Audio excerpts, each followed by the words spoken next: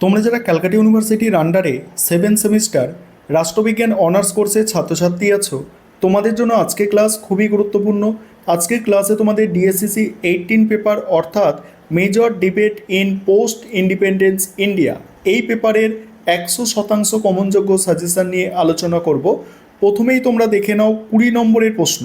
তবে তার আগে তোমাদের কোয়েশ্চেন প্যাটার্ন তোমরা প্রত্যেকে জানো, তবে একবার মনে করিয়ে দেব।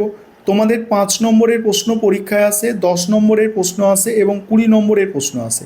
5 নম্বরের প্রশ্ন 100 শব্দের মধ্যে লিখতে হয়, 10 নম্বরের প্রশ্ন তোমাদের লিখতে হয় 150টি শব্দে এবং 20 নম্বরের প্রশ্ন তোমাদের লিখতে হয় 500 শব্দের মধ্যে। আর 5 নম্বরের প্রশ্ন 3টে অ্যান্সার করতে হয়, 10 নম্বরের 2টো এবং 20 নম্বরের 2টো। এটা হচ্ছে তোমাদের কোয়েশ্চেন প্যাটার্ন এবং কত নম্বরের জন্য ওয়ার্ড লিমিট কী আছে সেটাও একবার তোমাদের আমি মনে করিয়ে দিলাম।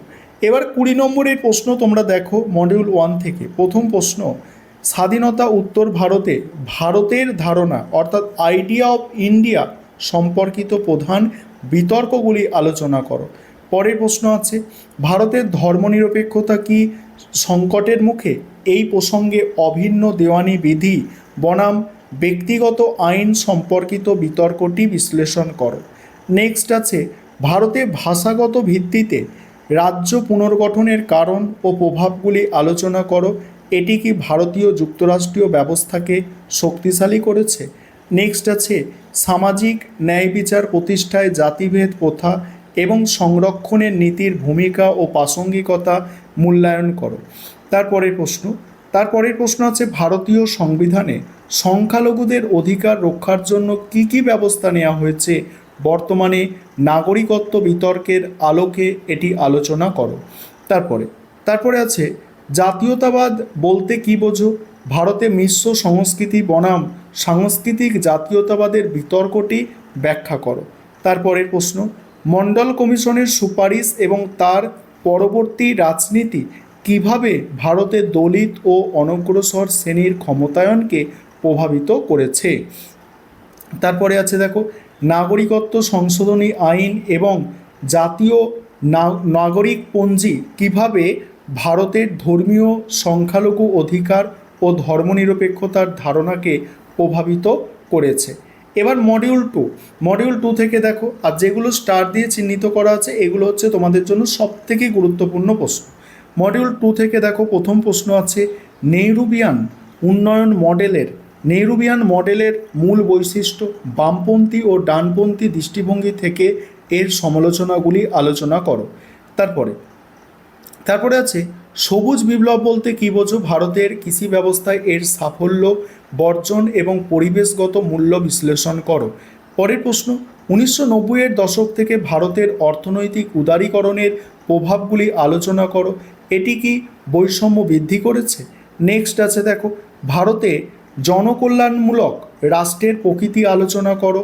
আর অধিকার ভিত্তিক দৃষ্টিভঙ্গি হিসাবে মহাত্মা গান্ধীর জাতীয় গ্রামীণ সংস্থার গ্যারান্টি আইন, যেটাকে মনরেগা বলা হচ্ছে, এর সাফল্য ও সীমাবদ্ধতাগুলি বিতর্কের আলোকে বিশ্লেষণ করো। তারপরে আছে, উন্নয়নের নামে বাস্তুচ্যুতি কিভাবে পরিবেশগত ন্যায় বিচারের পরিপন্থী? নর্মদা বাঁচাও আন্দোলন বিষয়ে উল্লেখ সহ আলোচনা করো। তারপরের প্রশ্ন আছে, একটি গণতান্ত্রিক রাষ্ট্রে স্বচ্ছতা ও জবাবদিহিতা নিশ্চিত করতে তথ্যের অধিকার আইনের ভূমিকা মূল্যায়ন করো। পরের প্রশ্ন আছে, ভারতের মতো উন্নয়নশীল দেশে শিক্ষার অধিকার কিভাবে সামাজিক রূপান্তরের হাতিয়ার হয়ে উঠতে পারে? এর সীমাবদ্ধতাগুলি কী? নেক্সট আছে, উন্নয়ন বনাম পরিবেশগত ন্যায় বিচার এই বিতর্কের প্রধান যুক্তিগুলি কী কী? ভারতের প্রেক্ষাপটে আলোচনা করো। এবার 5 ও 10 নম্বরের জন্য যে প্রশ্নগুলো তৈরি করবে দেখে নাও।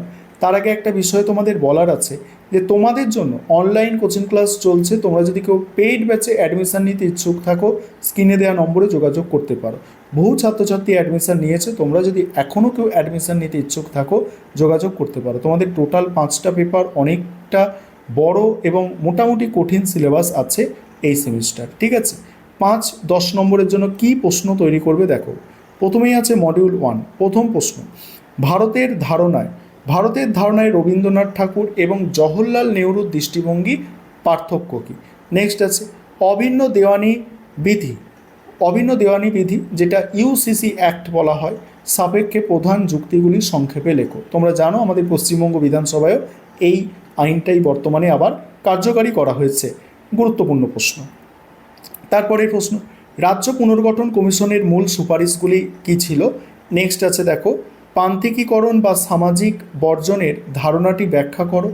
তারপরে ভারতীয় সংবিধানে ধর্মীয় ও ভাষাগত সংখ্যালঘুদের জন্য রক্ষা কবচগুলি কী কী?